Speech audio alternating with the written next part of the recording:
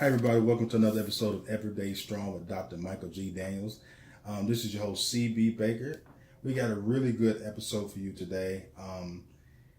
The episode title today is Getting Unstuck, and Dr. Daniels is going to be bringing us a lot of different ideas and ways to be able to handle getting unstuck in a situation where you're trying everything you can. It just seems to be hitting a lot of obstacles. So welcome to the show, Dr. Daniels. Good day to you and to everyone that's out there listening. And as always, it's great to be able to talk about those practical things that tend to keep people from moving forward in their life.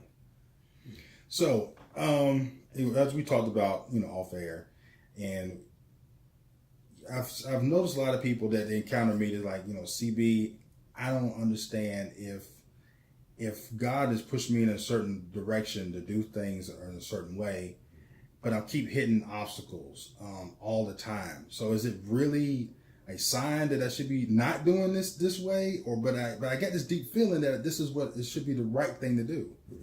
Well, I think that oftentimes we assume that if it is God ordained, that it's going to be easy. And in fact, that's rarely the case. In fact, I had a young lady that asked me the question one evening. She said, how do you know if it's God speaking to you, if the Holy Spirit is leading you?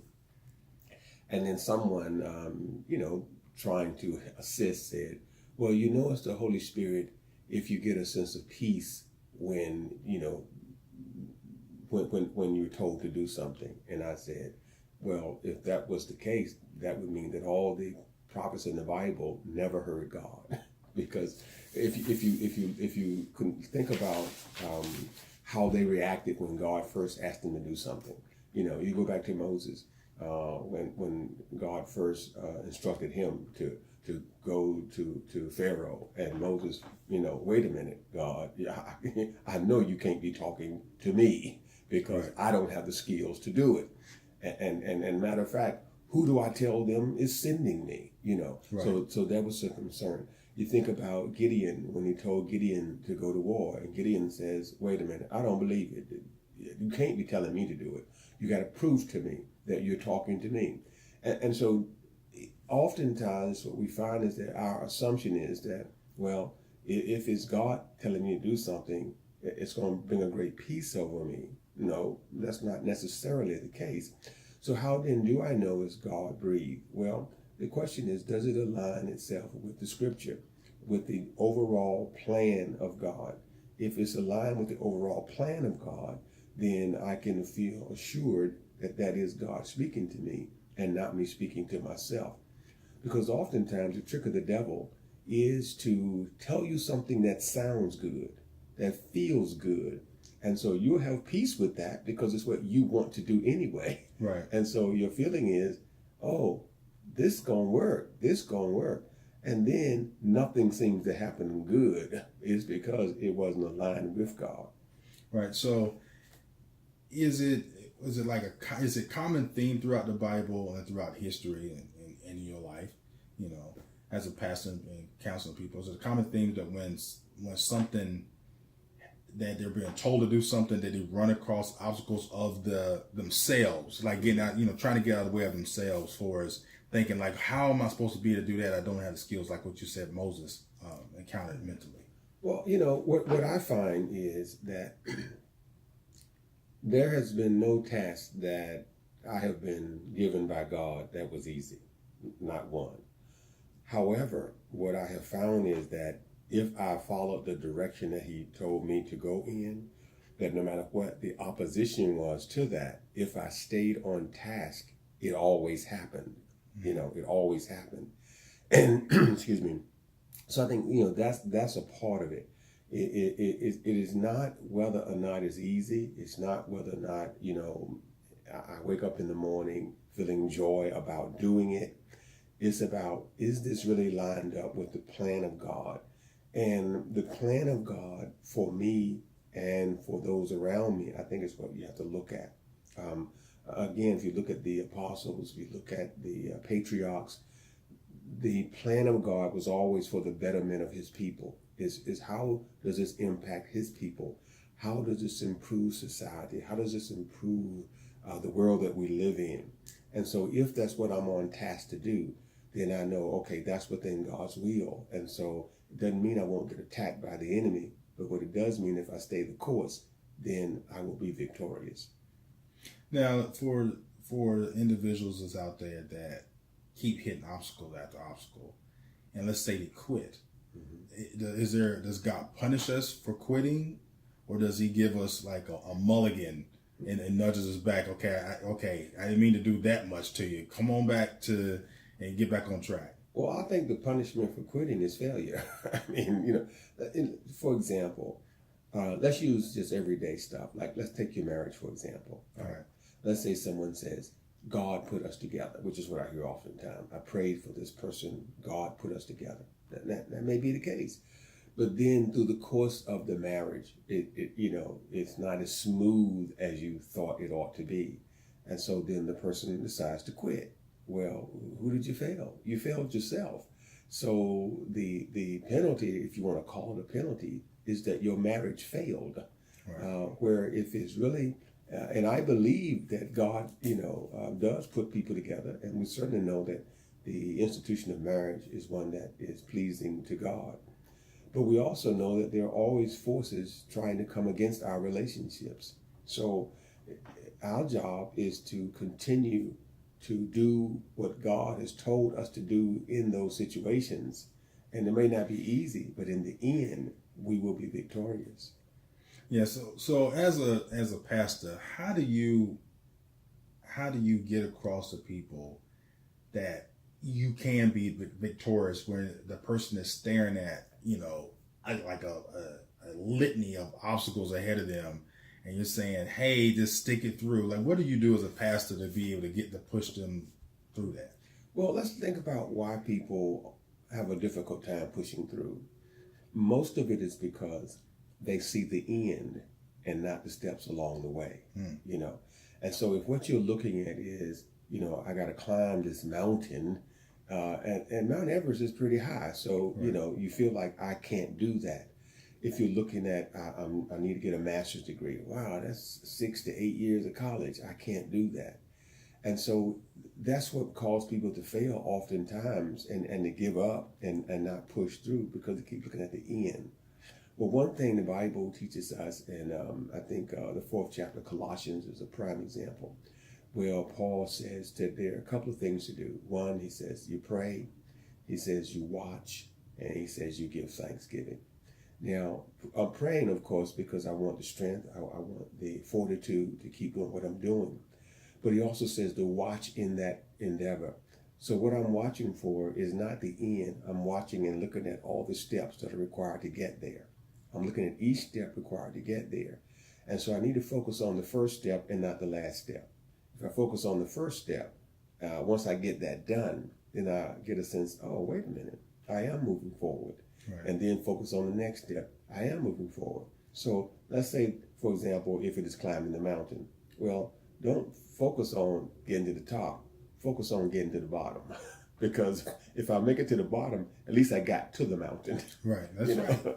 And then focus on taking that next step to get on the mountain. Yeah. And then you keep focusing on one step at a time. Now, each time you go to climb, it's going to be difficult. But each time you go past a certain point on the mountain, okay, I'm getting closer. You make a very good point. A lot of people look at the task and say, look at the top of the mountain, and they say this is just too much. So they don't even travel to the bottom of the mountain to even start to climb. They just give up before they even start. Absolutely. And you have to, or you should, I would say, break whatever task it is into the small elements that are necessary to get it completed. And that way, so each sub-goal becomes that little thing that's required. And that little thing that's required will give you a sense of accomplishment and let you see that, hey, I was able to conquer that. Now, you may have some opposition along the way. For example, let's say you say, I need to get my bachelor's degree because my current job does not give me the resources to make it through. Mm-hmm. Well, what's the first step in getting a bachelor's degree? It's actually identifying what school you're going to go to. Right. And so the first step can be, let me find a school I want to go to. That could be the first step. Then once you find it, wow, I got success. I found a school. And even finding a school may not be easy because there's so many out there. You're looking at, well, the cost of them, you're looking at the distance, you're looking at, the curriculums. But once you do all that stuff, you'll get excited just when you can say, hey, I found the right school for me. And then what's the next step? Next step is to get the application, Right. for admission. If you break it down to those small steps, every time you do a small step, you have a success. Yeah. So how do we get the person to even just go to the mountain? They get the idea that I want to climb this mountain, but a lot of times they either quit, or let's take it, for instance, somebody that dropped out of high school, so that they don't go get the GED, but then they're saying, well, do I really need to go do that? I got this trade job over here, I'm doing well for myself. Do I really need to get the GED? Blase, blase, blase. Or they create a bunch of excuses. How do we get the person to say, okay, go to the mountain at the very least? Well, I think what you said is the key question, right? The person says, I'm doing well with what I have. And that's the issue, I think, is that, are you doing well with what you have? Now, if you are, then why go? Right. And I give you another example. My father, who's passed now, had a piece of land beside his home. And I said to him, Dad, you ought to buy that land, because if you buy that land now, later on, it'll be a good investment for your retirement. And he said, if it's such a good investment, why don't you buy it? And I said, well, because I'm doing other things for my retirement. He said, so am I. Right. And so he says, I have everything I need. My house is paid for, my car's paid for, my boat's paid for.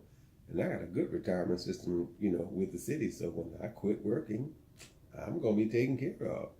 And in a sense, he was right. He was right. So that becomes the issue, is that, are they stuck because they feel comfortable where they are?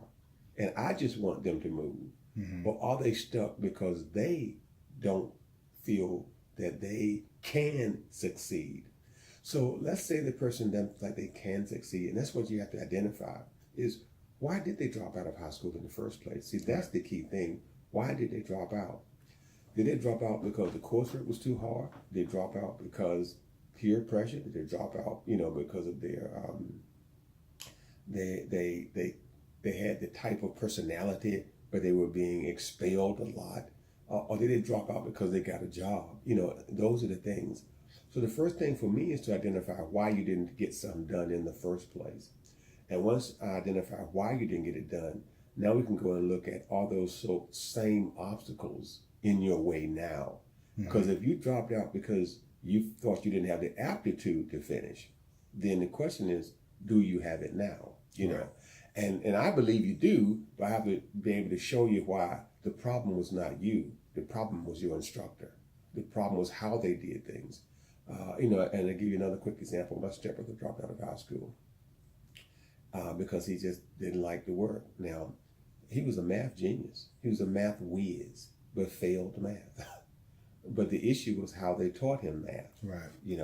Because this was a guy that could calculate the probability of the next card being the card he was drawing from the deck. Right. Because he didn't look at it as being statistics, but Right. that's what it was. Right. So, what do we do with, like, you had a family member, your stepbrother, and we see a family member or a daughter or son that's teetering on that. They're thinking about, well, they hear that the college ain't for me, or this school thing just ain't for me. But you're the parent, what's going on, or you're the brother, the sister, and you say, hey, how do we talk to that person to get them to at least not move towards that, or at least see the options that will create for themselves if they was to get the degree or get more education? Well, but what you said, I think, has validity in that a college isn't for everybody. Again, here's what my father said. I think he's a pretty wise man. He wasn't very educated, but he's a wise man. He said, somebody has to empty the trash.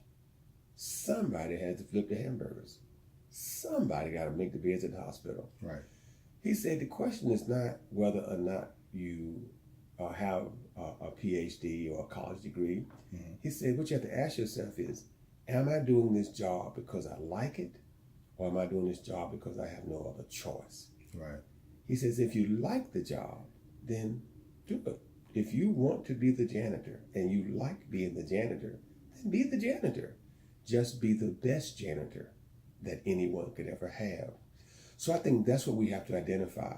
Is that person doing what they're doing because they like it, or are they doing what they're doing because they have no other choice? See, if they like it, it's no need to try to convince them otherwise. You know, right. Why convince me to do something I like doing? If I like cutting grass, if I like being a gardener, then why change it? It's an honorable thing to do. Now, will I be a millionaire? Maybe, because maybe not only will I cut one grass, but maybe I will get my own company one day, Right. where I'm cutting all the lawns, in Right. the neighborhood. Like the guy from Waste Management. It started with Right. one garbage truck. And now look at him. Right. So that's one thing. But if, let's say I hate it, let's say like myself, who has gobs of allergies, Right. And I'm cutting grass and I just hate it, So if I hate it, the question now is, why did I stop, going forward? Why? And so the thing to do is to remove those obstacles. So let's just say, for the sake of argument, I dropped out of school because my parents needed me to work. They needed me to work. Mm-hmm. So that's why I dropped out. So in order to remove that obstacle, I have to help the person see where now they can, in fact, go to school and still work. Because now we have online classes, we have those kinds of things. And I can show them that, in fact, a lot of your life experiences, you can get college credit for. And a lot of times people don't understand that. And so they don't think that they can get out of school quickly. Mm-hmm. But when you show people things like that, then it kind of changes that dynamics. And I can tell you there are a lot of people at Enoch that have gone back to school, gotten GEDs, and gone to college. Because some of them didn't realize you don't have to have a high school diploma or a GED to get into college. If you are over the age of 18, you can go to a community college without having a high school diploma, as long as you apply. Right. And some of them have done that and now have associate's degrees. So do you think as a society that we culturally, do we keep that information like that under wraps? Well, I won't say we keep it under wraps. But we're not promoting it. I know that. Well, I think that we get busy. The reason why I say this is because Tidewater Community College does advertise it. They advertise it. And most community colleges advertise that way. But we just don't always pick up on it. I think that's what it is. And I think that for most of us, as I said, our dreams, we keep focusing on the end and not the process of getting there. You go to the barbershop, for example, and people, I hear people talking about, I want to own my own business, young guys, I want to own my own business. Then you say, well, what kind of business? Mm-hmm. Well, I just want to own my own business. Okay, but what kind of business? Right. So their thought process of being a businessman is just sitting behind a desk, and telling other people what to do. But they have no thought of what type of business they're talking about. For example, if you own an engineering firm, you own your own business, but that requires an engineering degree. Right, that's right. If you own an accounting firm, you own your own business, but that requires an accounting degree. If you are practicing privately in medicine, you own your own business, but that requires a medical degree. But by the same token, you can be a barber and own your own business, but it just requires a barber's license. That's right. So the issue is, what type of business do you want to own? Let's identify for that individual, what are your interests? What do you like doing? What is your skill set? And so now let me help you take your skill set and become independent. You could be a car detailer and own your own business, right? If that's what you're good at. And so let me show you now how to apply what you know. Use basic business skills so you can own your own business, get your own business license. Simple things like, for example, most young people don't know how easy it is to get employee identification number from the IRS. You and I know, Right. but most of them don't know that. That's one of the steps. You got to get your EIN number. Takes about 15 minutes. Right. You go online, Right. and you put the information in, and it doesn't cost you one dime, No. and it comes right back. But can you imagine how great it would make that person feel that, well, wait a minute, I now am a business owner, Right. and all I did was get my EIN number. But that's my start, because their thinking is, I got to get incorporated. I got to do this. I got to do that. And so then when it comes to that process, and people tell them how difficult it is to incorporate, it kind of shuts them down, because, wow, but you don't have to be incorporated to own your own business. Right. In fact, most people don't realize it, but, it doesn't necessarily help you if it's just you cutting grass. Yeah. Right. Because how much damage are you going to do anyway? Right. And if I'm broke and you sue me, it doesn't matter anyway. Right. I still don't have anything, Right. but the lawnmower, and that's all you get. But I find it's interesting how you'll see people talk about how difficult things is to do business.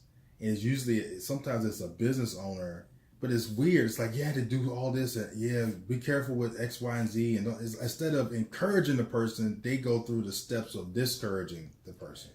And I think a part of it is because it was difficult for them. And what made it difficult for them was they saw the end and not each individual step. So it is difficult, as you know, as a business owner, to have a thriving, successful business that doesn't fail in the first year. Right. That part may be difficult because you go through ups and downs, but starting a business is easy. And so if I'm telling a person about, well, the process of where my business is now, it may not have been easy. And that's what we tend to talk about. Yeah, man, it wasn't hard. I had ups and downs. I had this and times when I didn't know if I was going to make it, if I wouldn't pay my employees, da-da-da. But if I tell a person about the individual things that are required to start the business, that I need to get a business license, I need to get my, like I said, my employee identification number, I need to, determine what is my market, those kind of things. See, that's easy to do. Right. And if I break it down like that as an individual, I can get started within 2 to 3 days. Yeah. I remember one time me and my wife was riding around in this particular neighborhood. It was like, you know what, they don't have a bar in this area. Mm-hmm. And then I got to thinking, I remember this guy named John Taffer who does the show Bar Rescue. He's like, before you open a store or a bar up, you need to ask, why isn't there one here? Mm-hmm. Absolutely. Because you ain't the only person that had that idea. Mm-hmm. And it might have been 3 other people that had the idea that actually tried to open a bar and they got shut down for whatever reason. Maybe the market's not there. So when you're starting a business, you have to first, is there a need for that? And then what value are you going to be bringing? Well, you're right. You have to do some analysis. You have to look at and say, the basic things, as you know, most people still use the SWOT analysis for looking at whether or not they're going to even take the endeavor, because you want to know, what are my strengths and weaknesses, what are my opportunities, what are those kind of things, what is my competition, and what is my customer base, for this area, and that's true for anything you do. That some kind of analysis need to be done, whether it's starting a business, whether it's getting married, whether it's going to college, all those things that people have a hard time maybe taking a jump start doing, and marriage usually don't take a whole lot. Folks get married without thinking about it. But like going to school, sometimes people get stuck and never, take that next step. Starting a business, never take that next step. Buying a house, never take the next step. They get stuck somewhere. It is that usually it is easier than you anticipated. Yeah. It's just that people keep looking at the end game and not the incremental things required to get them there. So do you think it's that little voice in their head that's telling them, that keeps that negative talk, that the ants, the automatic negative thoughts that just keep creeping in their head, that keep them from taking that step or even going, like we were saying before, going to the mountain? Yeah, it's fear of failure. I think a lot of it is fear of failure. And, you have to, failure is not bad. We tend to think of failure as bad, but failure is not bad. The only thing about failure that can be bad is if I fail to learn from my failure. See, if I learn from failure, it's a good thing. Most people fail more than they succeed, but they just don't stop. They learn from it and they move forward. It's a rare person that never fails. I don't know anybody that hasn't failed multiple times. Successful people. If you don't try, you won't fail. Right. But if you try, you're going to have some failure. But you don't let that stop you from moving forward. And I think that's a big part of it. Is that people who tend to not be successful at whichever the endeavor is, and I don't measure success by money. I just measure success by getting things accomplished, no matter what it is. People who fail don't fail, don't try, and I think that's the problem. Yeah, I think taking that first step is huge, and whether you marriage, working out, and then also correcting things. Because a lot of people will sit in a situation that they know is bad, and be like, "Well, I don't know how to get out." And I remember I was taking military science class, and it was talking about the Buffalo Soldiers and how they were surrounded by Indians, and the military strategy was pick one point and focus all your forces, all your resources at one point to break out of it.